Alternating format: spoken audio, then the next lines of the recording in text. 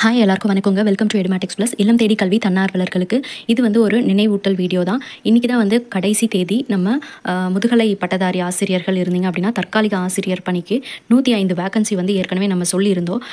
இந்த 105 வேக்கன்சியும் ஆதி திராவிடர் நல பள்ளிகளில் தான் இருக்குது. ஸோ அது வந்து மேல்நிலை, உயர்நிலை, நடுநிலை, தொடக்க பள்ளிகளில் படிக்கக்கூடிய மாணவர்களுடைய நலனை கருதி தான் வந்து இந்த தற்காலிக ஆசிரியர் பணியிடத்தை வந்து நிரப்பிட்டுருக்காங்க.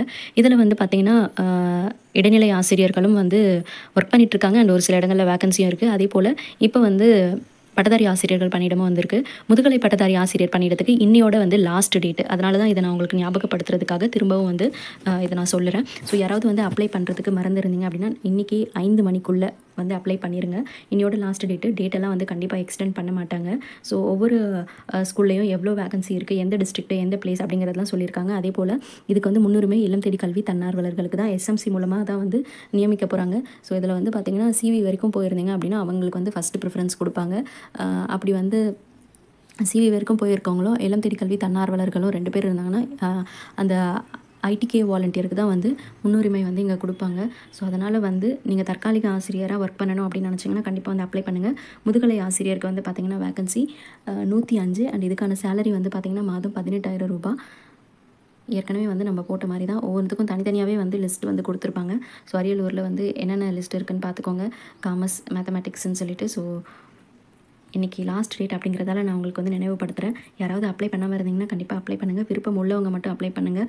யாருமே வந்து கட்டாயப்படுத்தலை. அதே போல் இது வந்து முற்றிலும் தற்காலிகமான பணி தான்.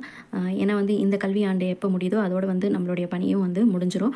அதுக்கப்புறம் எக்ஸ்டெண்ட் பண்ணுவாங்களா அப்படிங்கிறதுலாம் அவங்களோட விருப்பம் தான். அண்ட் அதே போல் நடுவில் இப்போ முதுகலை ஆசிரியர் பணியிடம் வந்து ட்ரான்ஸ்ஃபர்லேயோ இல்லை வந்து போஸ்டிங்காகவே போட்டாங்கனாலும் அப்போவும் நமக்கு வந்து அந்த இடத்துல வேலை இல்லை. ஸோ இதெல்லாம் தெரிஞ்சுக்கிட்டு கண்டிப்பாக வந்து விண்ணப்பிக்கிறது வந்து அஞ்சல் மூலமாகவோ இல்லை நேர்லேயோ வந்து நீங்கள் கொண்டு போய் கொடுத்துடலாம்.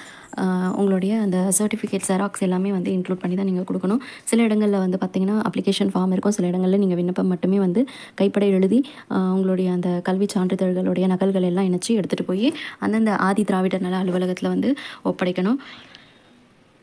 ஸோ கண்டிப்பாக உங்களுக்கு இது ஞாபகப்படுத்தின மாதிரி இருக்கும்னு நினைக்கிறேன். இதே போல் வந்து நிறைய தற்காலிக ஆசிரியர் பணி வந்து இப்போதைக்கு வந்து ஃபில் பண்ணுவாங்க. ஏன்னா பிள்ளைங்களோட படிப்புக்காண்டி தான் வந்து இதை ஃபில் பண்ணிகிட்ருக்காங்க. அதுக்கப்புறம் வந்து டீச்சர்ஸ் போட்ட பிறகு இந்த தற்காலிக ஆசிரியர்களை வந்து பணி விடுவிப்பு செஞ்சுருவாங்க. தேங்க்யூ.